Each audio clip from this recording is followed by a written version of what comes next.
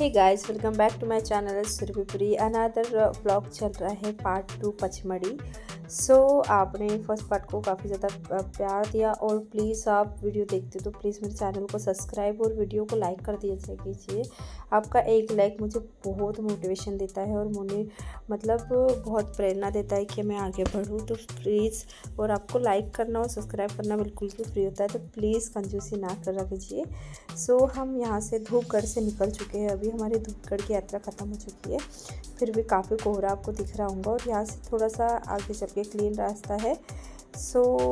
थोड़ी दूर तक ही ये हमारी खुशी थी। बाद में हमारे वही पत्थर वगैरह चालू हो गए थे। देखने में आपको जितने आसान लग रहे हैं ना, जब हम चल रहे थे तो उतने आसान थे नहीं वो सब चीज़ें। और जो आपको सीधा सीधा रास्ता दिख रहा है बिल्कुल भी सीधा नहीं है, बहुत आड़ा टेढ़ा। और हम बहुत ऊंचाई से नीचे तक और नीचे से ऊंचाई तक चढ़ रहे थे। जैसे मैं आपको कैमरा घुमा के पीछे का नज़ारा दिखाऊंगी ना, आप हैरान हो जाओगे कि मैं ऐसे रास्ते से यहाँ तक आई हूँ। जैसे सीधे सीधे चलते उसमें उतना पता नहीं चलता, चलते जा रहे। लेकिन जब पीछे मुड़ के सब देखते हैं ना, तब पता चलता है कि पीछे का नज़ारा इतना खौफनाक था। फिर हम धूपगढ़ से पहुंच चुके थे भजीगिरी। यहाँ पे बहुत ज़्यादा भजिया जो रहती है वही बेची जाती है यहाँ पे। लेकिन एक जगह यहाँ पे हमको चना मिल गया था, तो हम चने खाने लग गए थे, क्योंकि पहाड़ में चने खाने का मज़ा ही कुछ और होता है। आप देख सकते हो, ये बहुत यम्मी और सिर्फ 10 रुपये के इतने सारे। और हमको तो होटल में 10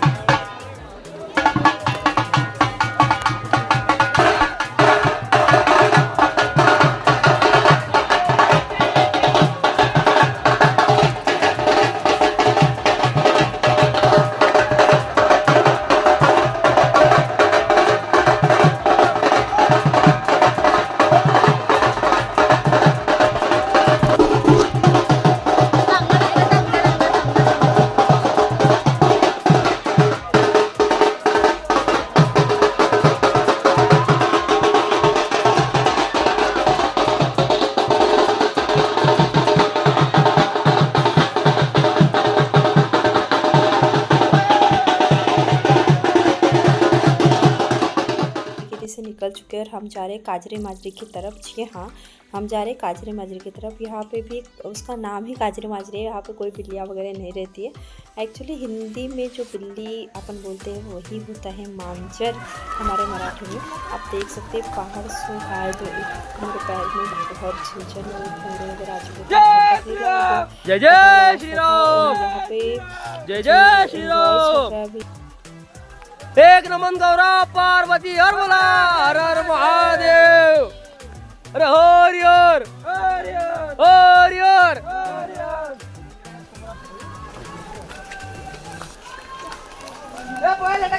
ए गपई वाले गपई, ओ भक्तीन गपई येता का?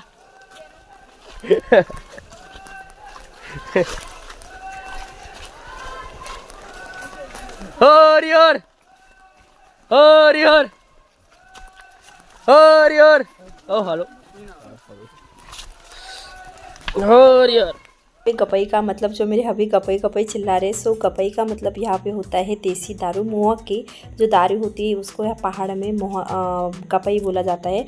और जो हरिहर के नारे लग रहे वो होते हैं, जैसे हम पचमढ़ी जाते हैं या पहाड़ जाते हैं या फिर नागद्वारी जाते हैं, तो वहाँ पे हरिहर बोलो तो ऐसा कहा जाता है कि हमारी पूरी थकान मिट जाती है और अलग एक पॉजिटिव एनर्जी आ जाती है। तो आप देख सकते हैं जच्चे बच्चे बहुत ये। और यहाँ पे मेरे फ्रेंड्स स्लिप हो गए थे काफ़ी। यहाँ पे काफ़ी सीलन से आ गए थे पत्थरों में और यहाँ पे काफ़ी फिसलन से हो रही थी। उसको हमने पूछा भी कि तुझे लगी क्या, लेकिन उसने नहीं बोल दिया कि मुझे नहीं लगी है। मैंने बोला भी कि नहीं, तुझे लग भी जाती तू बताएगी नहीं करके। तो उस बात पे हंसने लग गई थी। वो गिर गई थी, बहुत ज़ोर से लग गई थी उसको, लेकिन अब बताएंगे तो ही आगे वाले परेशान हो जाएंगे, इसलिए उसने बताई नहीं। आप देख सकते हैं अभी पीछे मुड़ के कैमरा जब दिखाएंगे आपको, तब आपको पता चलेगा हम कितनी ऊंचाई से और कितना कठिन वाला रास्ता है। लोगों को मजाक लगती है पचमढ़ी जाना, लोगों को ऐसा लगता होगा हाँ घूमने जा रहे हैं, वेकेशन पे जा रहे हैं, लेकिन नहीं, जो जाता है उसको पता रहता है कि इसका क्या। और इसके साथ साथ यहाँ से पहाड़ जाने के बाद में जैसे आपकी यात्रा ख़त्म होती है, आपको 1.25 महीने की कचनी करना पड़ता है। कचनी मतलब गीले अंग से, जैसे पूरी बॉडी गीली होनी चाहिए, उसी में से खाना बनाओ। और जब जितनी भी बार आपको बॉडी जाओगे उतनी भी बार आपको आके नहाना पड़ेगा, या फिर वॉशरूम जाओगे तो नहाना पड़ेगा, और गीले ही अंग से रहना पड़ता है। सिर्फ आप सोते वक्त कपड़े चेंज कर सकते हो, एनी टाइम आपको गीला ही रहना पड़ता है। सो ये होती है कचनी। और इसके बाद कढ़ाई करके अपनी पूजा पाठ करके उसको समाप्ति दी जाती है। सो यहाँ पे काफ़ी लोग करते हैं, काफ़ी लोग नहीं करते। हमने तो नहीं करा क्योंकि हमारे बस के नहीं है, क्योंकि हमारे छोटे से बेबी है। और जी हाँ, मैं बुक्कू को ससुराल छोड़ के आई थी, उसको यहाँ नहीं, क्योंकि उसको साथ लेके चलना बहुत मुश्किल हो जाता है और वो काफ़ी थक जाती है और इरिटेट खुद भी हो जाती है। आप देख सकते हैं हमको कितना उतर के जाना है और बहुत हार्ड रास्ता है। आप देख पा रहे होंगे बहुत ज़्यादा, आप पीछे में देखोगे तो शौक आ जाएगा आपको, बहुत ज़्यादा ही हार्ड था। मोबाइल में उतना कैप्चर नहीं कर पाया, अगर कैमरा रहता तो आप समझ पाते कि किस हाल में हम लोग जा रहे थे। तो हमारा वैसा कुछ जाने का मन नहीं था, हम तो जा रहे थे पचमढ़ी, लेकिन हम वो बोलते हैं ना भगवान का बुलावा आता है तो कोई रोक नहीं सकता, उसी तरीके के हमारे साथ हो गया। भगवान का बुलावा आ गया तो हम भी चले आए। तो एंजॉय कीजिए आगे में हमने क्या क्या किया, किस तरीके से अपनी जर्नी स्टार्ट की और किस तरीके से हमने जर्नी ख़त्म करी। ये है सब नागपुर की तरफ से, हमने बोला था हाई करो, हमारा ब्लॉग चल रहा है तो उन्हें हाई करने लग गए थे, नाम हम पूछ लिया था, फिर हमारी काफ़ी सारी बातें हो रही थी। हाई से चल रही थी हमारी जर्नी। आप एंजॉय कीजिए। पहाड़ में सिर्फ एक ही बात डिसपॉइंट करी कि सिर्फ एक ही बात ने मुझे बहुत नाराज़ किया कि हम इतना हार्ड रास्ता पार करके जाते हैं और जो वहाँ पे लोग गंदगी करते हैं या फिर जो लोग नेचर की बर्बादी करते हैं, ख़राब करते थे नेचर को, वो चीज़ मुझे बहुत ज़्यादा बुरी लगी थी यहाँ पर।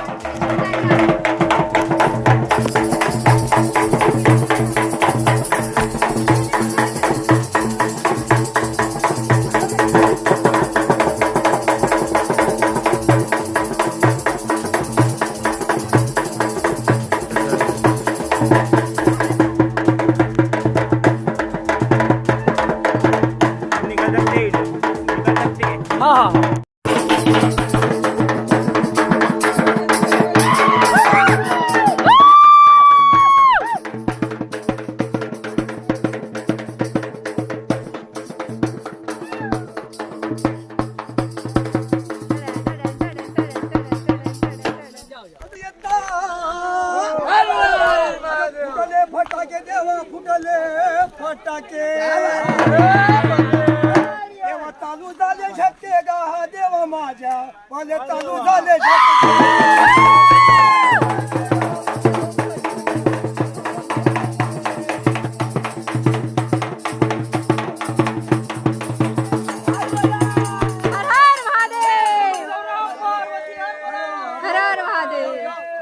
यहाँ से फिर से हम निकल के नाच गाना करके थकान पूरी मिट गई थी नाच गा के।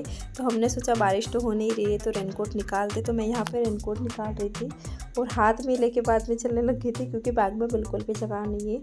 और हाँ, आप एकदम लिमिटेड चीज़ें लेके जाइए, जैसे पानी की बोतल और कुछ खाने का सामान। बाकी आपके पास एक्स्ट्रा कुछ भी ना होना फिर भी चलेगा, क्योंकि लगेज लेके चलना बहुत ज़्यादा डिफ़िकल्ट होता है। हमने ये यात्रा सिर्फ एक दिन में पूरी करी है, सिर्फ एक दिन में। सुबह के हम 7 बजे से निकले थे तो रात में हमने पूरे 1:30 बजे तक का रास्ता सफ़र कंटिन्यू चलते से निकाला। हमने सिर्फ 5 या 10 मिनट के जैसे ब्रेक लेते थे बीच में, बस वही। और ये है नदी, ये नदी पूरी सूख चुकी है क्योंकि पानी कंटिन्यू नहीं हो रहा था। आप देख सकते हैं नदी में कितने बड़े बड़े पत्थर है, पता नहीं चल रहा है कि ये नदी है या पहाड़ है, लेकिन हाँ जी हाँ, ये नदी है। लेकिन यहाँ पे सिर्फ थोड़ा सा ही आप देख रहे हो, थोड़ा ही पानी है क्योंकि नदी पूरी तरीके से सूख चुकी थी, नदी बिल्कुल नहीं थी। और हम काजरी माजरी से आगे नागद्वारी के पास बड़े महादेव के पास जा रहे थे, तो हमको श्री महाकाल के दर्शन हो गए यहाँ पे। तो मैं उनको छू के आशीर्वाद ले रही थी और साथ ही साथ थोड़ा डर लग रहा था। वो भी मैंने बोला था गले में डालते तो, लेकिन मैंने बोला नहीं मुझे तो डर लग रहा है। भाई इतना नहीं हो सकता है ना। सो डर लगता है थोड़ा सा, तो काफ़ी फिर भी मैंने उसको टोकरी, वो भैया ने बोला टोकरी पकड़ लो इधर आके, तो मैंने धीरे से टोकरी पकड़ ली हिम्मत करके। काफ़ी डर भी लग रहा था। और उनसे भी बड़े जो महादेव के यहाँ पे सारथी थे, तो यहाँ पे भी बहुत बड़े नाग जी थे यहाँ पे। सो लोग यहाँ पे आ रहे थे, टीका लगा रहे थे। उन्होंने बोला कि आज नागपंचमी का दिन है, सो आज के ही दिन हम रखेंगे। और हमने यात्रा की थी नागपंचमी।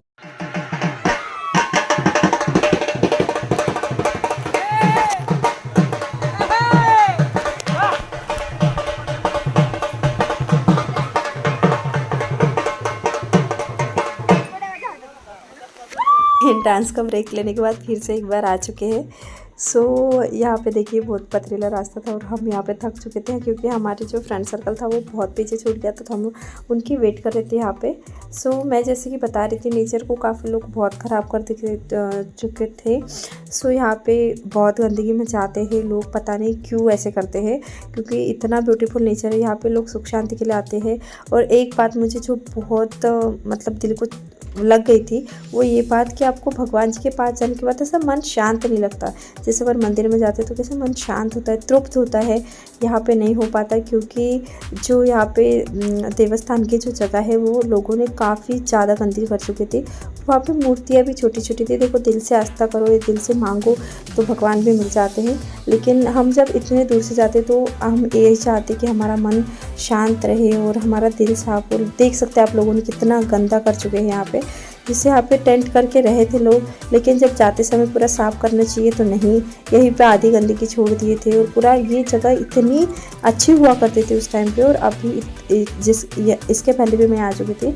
और हम जिस टाइम यात्रा कर रहे थे, जिस दिन यात्रा करी हमने, वो था नागपंचमी का दिन।